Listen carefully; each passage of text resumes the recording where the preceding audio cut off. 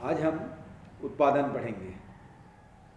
इसकी परिभाषा है, यदि उपभोग का अर्थ किसी वस्तु से उपयोगिता प्राप्त करना है तो उत्पादन का अर्थ उसकी या उसमें उपयोगिता का सृजन करना है या निर्माण करना है।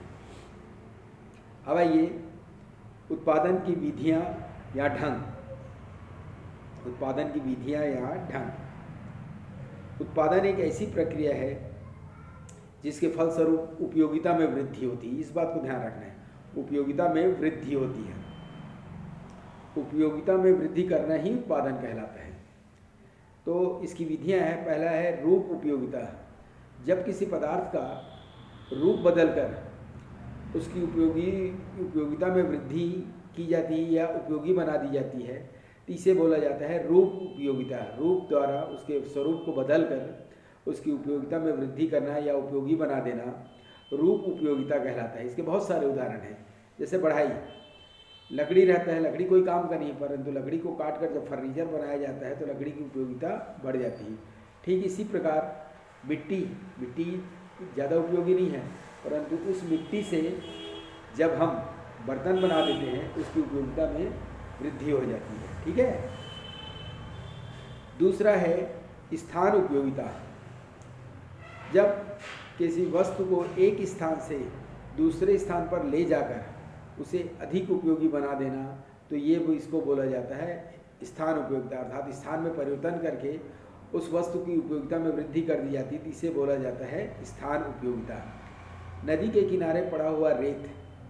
नदी के किनारे पड़ा हुआ रेत कोई काम का नहीं होता, परंतु यदि मकान बनाने की जगह पर उस रेत को ले जाए तो उस रेत की उपयोगिता में वृद्धि हो जाती है। इस स्थान उपयोगिता के बहुत सारे माध्यम, जैसे रेल हुआ, जहाज हुआ, मोटर हुआ, ये सब स्थान परिवर्तन द्वारा उपयोगिता में सृजन करते हैं या उपयोगिता का सृजन करते हैं। तीसरा है समय उपयोगिता। किसी वस्तु को अधिक समय तक रखने से उसकी उपयोगिता में यदि वृद्धि हो जाती है तो इसे बोला जाता है समय उपयोगिता। आपने घर में सुना होगा, नया चावल पुराना चावल। नया चावल को कोई यूज़ नहीं करता है, परंतु खाने के लिए पुराना चावल ही यूज़ करते हैं। तो जो चावल है उसको कुछ समय तक रख दिया जाए, उसके बाद उसको उपयोग किया जाए तो उसकी उपयोगिता में वृद्धि हो जाती है, तो इसे बोला जाता है समय उपयोगिता। इसे क्या बोला जाता है? समय उपयोगिता। चौथा है अधिकार उपयोगिता। जब वस्तु के अधिकार में परिवर्तन से यदि उपयोगिता में वृद्धि होती है इसे बोला जाता है अधिकार उपयोगिता। बुक शॉप में पढ़ा हुआ पुस्तक विक्रेता के लिए कोई काम का मतलब ज़्यादा काम का नहीं है, परंतु यही बुक विद्यार्थी के पास पहुंच जाता है तो उसकी उपयोगिता में वृद्धि हो जाती है। खिलौनों की दुकान में पड़ा हुआ खिलौना दुकानदार के लिए उपयोगी नहीं है, परंतु वही खिलौना बच्चे के अधिकार में दे दिया है तो उसकी उपयोगिता में वृद्धि हो जाती है। ठीक है। नेक्स्ट है सेवा उपयोगिता।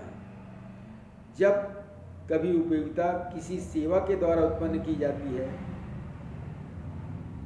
जो दृश्यगत वस्तु के रूप में दिखाई नहीं देती परंतु आवश्यकता की संतुष्टि देते हैं तो इसे सेवा द्वारा उत्पन्न उपयोगिता कहते हैं।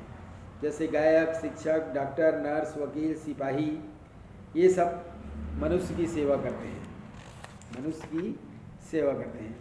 और लास्ट है ज्ञान उपयोगिता। किसी वस्तु या पदार्थ के संबंध में ज्ञान प्राप्त हो जाए तब उसके गुणों का जानकर हम उसका उपयोग करना प्रारंभ कर देते हैं, तो इसे बोला जाता है ज्ञान से उपयोगिता में वृद्धि करना। यदि आप कोई भाषा नहीं जानते हैं तो उस भाषा की पुस्तक आपके लिए उपयोगी नहीं है, परंतु यदि उस भाषा का ज्ञान हो जाता है तो आप उससे संबंधित पुस्तक को पढ़ सकते हैं। इसे बोला जाता है ज्ञान द्वारा उपयोगिता।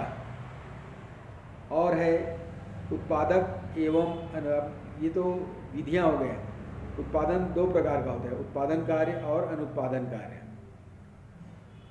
इसको आप पढ़ लीजिएगा, उत्पादन कार्य और अनुत्पादन कार्य का अर्थ एवं उसके उदाहरण दीजिए। इसको पढ़ लीजिएगा आप।